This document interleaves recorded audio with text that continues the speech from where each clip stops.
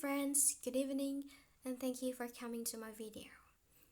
Here I am, Damayanti, I'm back, and again, I'm going to show you or explain you a little bit what I have learned before. It is about the characteristic and key principles of early bilingualism and TYL.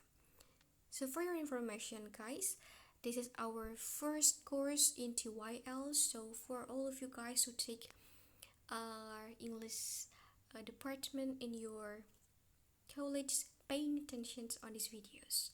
I hope you can get a lot of insights here.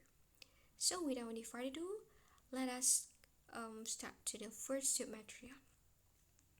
Okay, this is me. Alright, so the first is about the characteristics and key principles of early bilingualism. Everyone I thought wondering what is early bilingualism is. Basically, early bilingualism refers to the ability of the human to acquire more than one language. So it can be two languages or probably three or four languages. So according to Anik de Hauer, there are three types of early bilinguals. So the first is early active bilingual, who actively use both of the language that they have, L1 and L2. Then early monolingual, of course, they just can acquire one language, probably because their parents only know one language. For example, they only know Balinese, so they are monolingual. Then the third is early passive bilingual, so it means that the L2 is passive than L1. Commonly, oftenly occur or happens in Indonesia. Alright, so this is the characteristic of early bilingualism. The first, children often to mix and switch their language, according to Pearson 2007, sometimes strong in L1 or sometimes strong in L2, live in multicultural environment, parents are bilingual, then usually can produce the right pronunciation of L2 better than adults because they are not addicted or influenced with their mother tongue, and sometimes confused in determining L1 and L2. Alright, this is the key principles of early bilingualism, so we need to pay attention. The key principles, that is one main core principle, so it's about how to strengthen both of L1 and L2. So we need to seek for the strategies how to strengthen their mother tongue together or along with their L2. So we can use various strategies that can provide such a wide space for children to acquire and enriching both of their language that they have. So L1 and L2 will be equally same. So here, one of the strategy that commonly used is one person, one language. So as you can see on the slide, this approach enables the children to decrease their confusion and intellectual fatigue according to the language they know, by differentiate the use of L1 and L2 according to the person they talk. However, this is not necessarily the successful bilingually acquire language.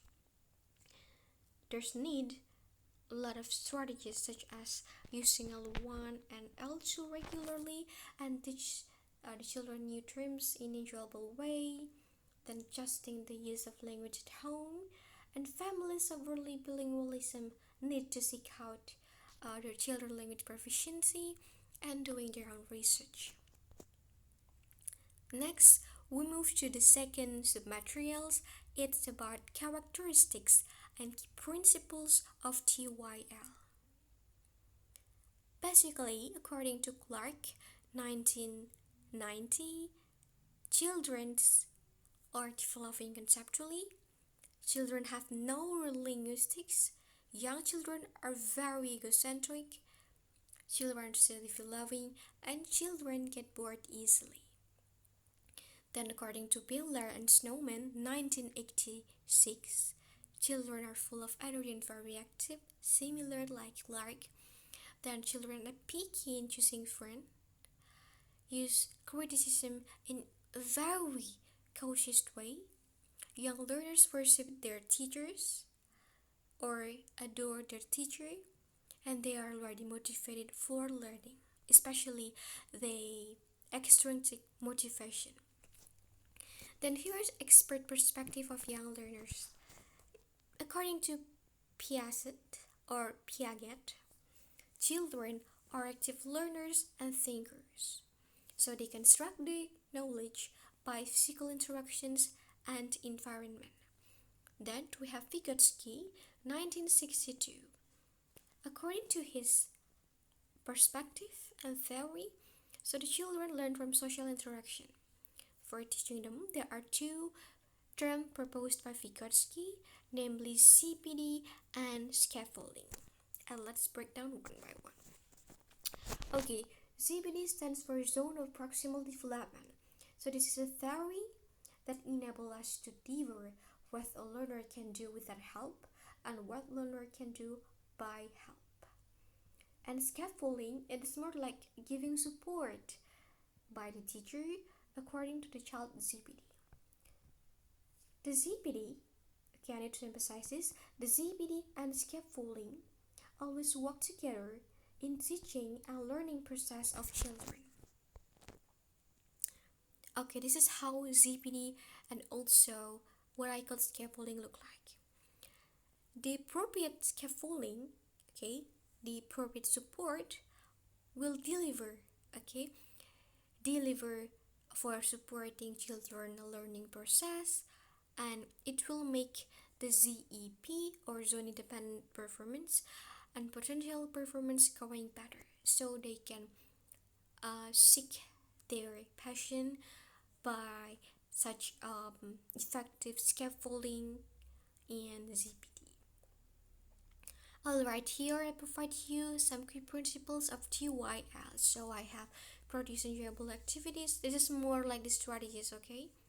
Link lesson with activities, involve students in curating learning resource, provide scaffolding according to ZPD, give clear goals and feedback, use marathon when needed, simplify the material with content that children familiar with, and build lessons through themes. Okay, here are my last words, or a quote from somebody, and stated that teaching young learners gives you a chance for being young forever, and I believe these things. Alright, thank you guys. Have a great day, Cheerios, and see you on my video. I'm in the next video. Bye bye.